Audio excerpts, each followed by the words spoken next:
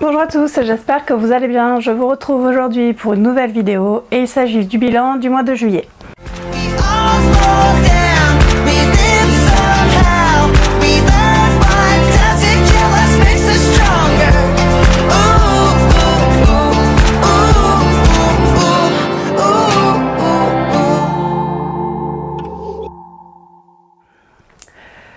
Donc, comme je vous le disais en introduction, il s'agit du bilan du mois de juillet et c'est parti tout de suite pour le premier point, les chiffres.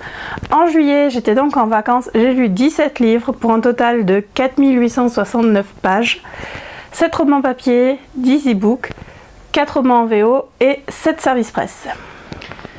Le deuxième point de ce bilan est donc les romans en vedette. J'ai décidé de vous mettre en vedette ces deux romans qui sont donc la duologie qui a été renommée Fierté en français, donc le tome 1 En mal de toi et le tome 2 Coming Out, donc c'est de Sarina Bowen et Elle Kennedy et c'est publié chez J'ai lu dans la collection exclusive. Alors pourquoi je vous parle de ces romans là? Parce que j'ai beaucoup aimé, déjà, j'ai vraiment beaucoup aimé. Je ne les avais pas lus en VO. Je tiens à le préciser. Je les ai pas lus en VO, je les ai lus en français et déjà, tout d'abord, il faut déjà saluer le travail de J'ai lu parce qu'on a encore des romans poche, des romans MM en poche accessibles au plus grand nombre parce que comme c'est du J'ai lu, on les trouve dans toutes les librairies. Moi, je les ai achetés à Cultura. Je pense qu'ils sont aussi dans les espaces culturels et je crois qu'on les trouve à Carrefour, enfin dans toutes les grandes surfaces. Donc déjà, rien que pour ça, c'est top parce que si comme moi vous ne lisez que du MM, c'est quand même super dur de trouver du MM en librairie ou en grande surface. Donc rien que pour ça, c'est top. D'autant plus que Milady a arrêté la collection Slash, donc voilà. Ensuite, au niveau des romans en eux-mêmes, alors la charte graphique de la collection est pas top. Moi j'aime pas. Personnellement, le grand encart là sur le côté avec la photo, je trouve que ça fait Harlequin du début du... Enfin d'il y a 15 ans, donc je trouve pas ça joli. Au-delà de ça, les couvertures, moi, me vont très bien. Je trouve que les photos sont correctes.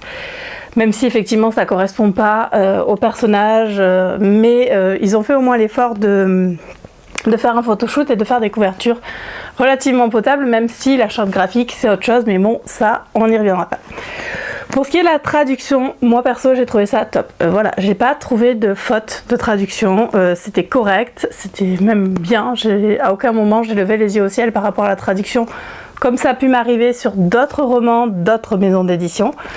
Voilà, l'histoire est vraiment géniale, mais je voulais surtout vous parler en fait du livre, plus que de l'histoire. L'histoire c'est de la romance new adulte, on va dire, hein, avec deux stars de hockey qui se retrouvent. C'est vraiment, elle est top. Voilà, j'aime beaucoup ce genre d'histoire là et ces personnages ont été très attachants. Donc Jamie et West sont vraiment des personnages que j'ai trouvé attachants. Je vais pas revenir sur l'histoire parce que tout le monde en a parlé sur les réseaux sociaux, donc je pense que si vous voulez vous faire un avis, il y en a plein. Mais je voulais juste vous dire que moi personnellement j'ai beaucoup aimé cette version cette version française. Et je ne lirai même pas la version anglaise en fait parce que ça m'a largement satisfait et voilà, je voulais juste vous en parler et les remettre en avant encore une fois. Troisième point de ce bilan, il s'agit du coup de ce que je vais faire au mois d'août et de mon humeur. Donc au mois d'août, je vais garder les filles d'une copine parce qu'elle est partie, enfin moi c'est un truc compliqué, donc je vais chez une de mes copines squatter pendant 10 jours pour garder ses filles pendant son absence. Alors quand je dis garder, elles sont grandes, hein.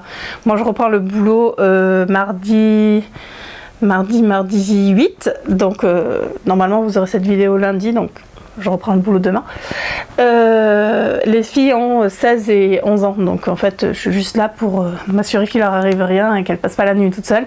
Mais je ne serai pas chez moi et du coup je vais pas les planter le soir pour bouquiner, donc je pense que je lirai moins que ce que j'avais prévu. Sachant que j'ai pas mal de livres dans ma palle là derrière moi qui m'attendent et qui me font de l'œil, donc je sais pas trop ce que ça va donner.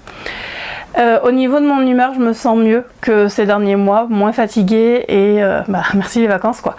Moins prise par le timing, du coup je pense que ça devrait aller mieux au niveau des vidéos aussi, surtout que après 10 jours en Picardie où il a fait extrêmement chaud, je suis super contente de revenir en Bretagne même si j'ai chaud aujourd'hui, ça n'a rien à voir avec ce que j'ai pu subir entre guillemets. J'aime pas la chaleur, voilà, j'aime définitivement pas la chaleur, donc c'est clair et net que je ne repartirai plus l'été aller en dehors de la Bretagne ou alors comme il y a 2 ans aller en Écosse où c'est quasiment le même climat, donc c'est très très bien. Quatrième et dernier point de ce bilan, c'est donc les Dream Spun Desire, et là je vous présente le numéro 59 et le numéro 60, donc c'est les Dream Spun Desire du mois de juin avec des super couvertures d'été. Le numéro 59, c'est donc His Leading Man de Ashlyn Kate. C'est l'histoire de Drew Beaumont, qui est un acteur super célèbre, et il en a un peu marre de tout le temps tourner la même chose, et il y a un film où il doit jouer un personnage gay, une comédie romantique gay qui vient de sortir. Il a lu le scénario et il se dit que c'est pas parce qu'on n'arrive pas à lui trouver un acteur pour faire son partenaire qu'il va laisser passer ce scénario. Face à lui, on a Steve Sopol qui lui a écrit le scénario, donc il pensait jamais que son film serait adapté, et encore moins que Drew demanderait à ce que ce soit du coup Steve qui joue son partenaire à l'écran. Bien entendu, Drew en a ras-le-bol de sortir avec des acteurs, il a juré que ce serait plus jamais le cas, mais il ne peut pas résister au charme de Steve, et du coup les deux garçons vont tomber amoureux. Et est-ce que leur romance ira au-delà de l'écran?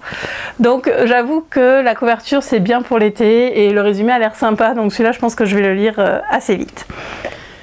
Le numéro 60, c'est The Best Worst Honeymoon Ever de Andrew Gray. Alors encore un roman de Andrew Gray, donc celui-là je sais qu'il va être super mignon. C'est l'histoire de Tommy qui pensait voir sa vie tracée devant lui jusqu'au jour où son fiancé l'abandonne sur le chemin de l'hôtel, vraiment à l'hôtel.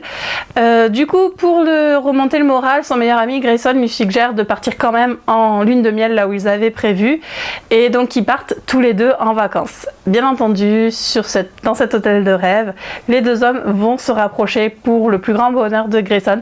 Seulement, bien entendu, ce n'est pas suffisant parce que l'ex de Tommy refait surface.